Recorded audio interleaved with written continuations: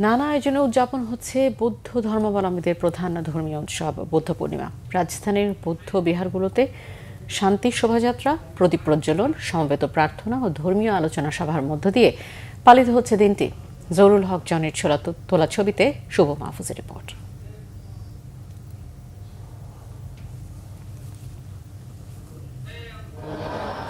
২৫০০ বছর আগে নেপালের কপিলাবস্তু রাজ্যের লুম্বিনী কাননে রাজা শুদ্ধোধনের স্ত্রী মহামায়ার গর্ভে জন্মগ্রহণ করেন মহামতি গৌতম বুদ্ধ। এরপর বুদ্ধগয়ার বোধিবৃক্ষের নিচে দীর্ঘ ৬ বছর কঠোর সাধনার মধ্য দিয়ে ৩৫ বছর বয়সে বুদ্ধত্ব লাভ করেন তিনি। ৮০ বছর বয়সে একই দিনে শুভ বৈশাখী পূর্ণিমা তিথিতেই মহাপরিনির্বাণ বা দেহত্যাগ করেন গৌতম বুদ্ধ। বৌদ্ধ ধর্মাবলম্বীদের কাছে আত্মাকে পরিশুদ্ধ করার পবিত্র দিন এটি। রাজধানীর বাসাবোতে ধর্মরাজিক মহাবিহারে সমবেত ভক্তরা সকল প্রাণীর কল্যাণ কামনায় প্রার্থনার মধ্য দিয়ে গৌতম বুদ্ধের প্রতি শ্রদ্ধা জানান।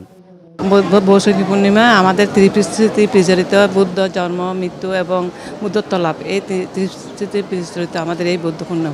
সমগ্র বিশ্বের বুদ্ধদের কাছে আজকের দিনটি অত্যন্ত পবিত্র দিন এবং জাতিসংঘ কর্তৃক আজকের এই দিনটিকে বেশাক ডে হিসাবে সারা বিশ্বে পালন করা হয়। প্রার্থনা ছিল বিশ্বের সমস্ত মানুষ যাতে ভালো থাকে, সুস্থ থাকে, সুন্দর থাকে, এই যুদ্ধ বিগ্রহ যাতে সবকিছু বন্ধ হয়ে যায়। বুদ্ধ পূজা, পিণ্ডদান, পঞ্চশীল, অষ্টশীল গ্রহণ, ধর্মশ্রবণ ও দান দক্ষিণা সহ নানা আয়োজন ছিল ধর্মরাজিক বৌদ্ধবিহারে।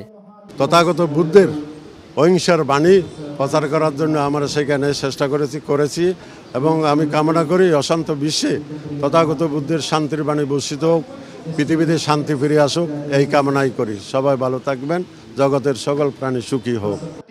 এদিকে রাজধানীর বাসাবোর বুদ্ধ পূর্ণিমার অনুষ্ঠানে অংশ নিয়ে বৌদ্ধ ধর্মাবলম্বীদের যে কোনো উৎসবে পাশে থাকার কথা জানান ভারতীয় হাইকমিশনার প্রণয় ভার্মা। বলেন, বিশ্বব্যাপী সন্ত্রাসবাদ ও বিশৃঙ্খলার বিপক্ষে তার দেশ।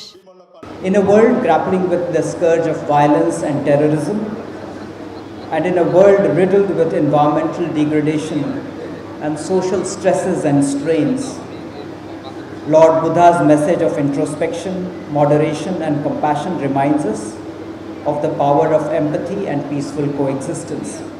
শুভ মাহফুজ, বাংলা ভিশন, ঢাকা।